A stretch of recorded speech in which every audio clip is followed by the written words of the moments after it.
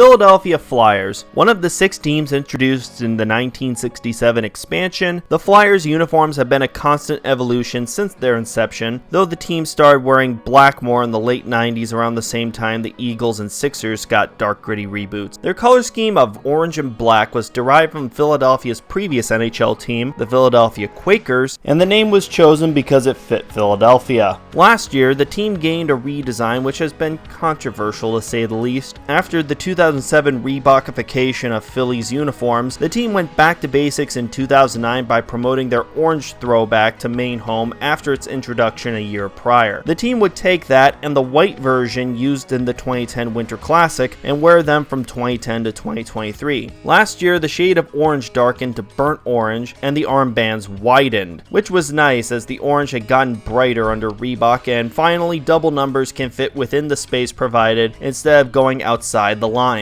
On the other hand, the arm numbers went from multi-layered to single-layered. How does it all come together? I think the orange home and white road both look nice. I'm not as bothered by the single-colored numbers as much as others, though I was bothered by it originally. I've just gotten used to it. I wish the hemline stripe was more prominent though. One unique aspect to the Flyers is the nameplates being in a contrasting color. This is a historic decision. Of course, 1977 was the year the NHL required last names on all jerseys. The Flyers had last names on their white home starting in 1972, but not on the orange road. At some point in the mid-70s, I couldn't find the exact date, the Flyers were playing a nationally televised playoff game on NBC on the road, and NBC wanted Philly to have last names on the orange jerseys. Without much time to make orange nameplates, the team simply swiped the nameplates off their white jerseys and slapped them on the back of the orange ones. Of course, this element didn't stick forever and would only become a regular scene starting in 2009, but it definitely helps the Flyers stick out from the rest of the pack. They do have a black jersey much like they had from the 90s and 2000s, but it's a recycled jersey. This was first introduced in the 2017 Stadium Series under Reebok against the Penguins, and for some reason Adidas was keen to hold on to it. This looks okay, but looks out of place with the giant sleeve numbers and having black numbers on a black background. Surely Adidas could have made a black jersey in this current format. I hope Fanatics rectifies this in the near future. To coincide with last year's uniform change, the Flyers added Independent Blue Cross, or IBX, as their sponsor patch. All I can say is that it looks strange with that random blue on the front of all 3 Flyers jerseys. I acknowledge this is a hot take, but I think the Flyers are a good redesign. It improves upon their Reebok redesign, and honestly the single layered numbers aren't as bad as people have made them out to be. Tomorrow we travel to Western Pennsylvania and visit all the Yinzers in order to examine the Pittsburgh Penguins.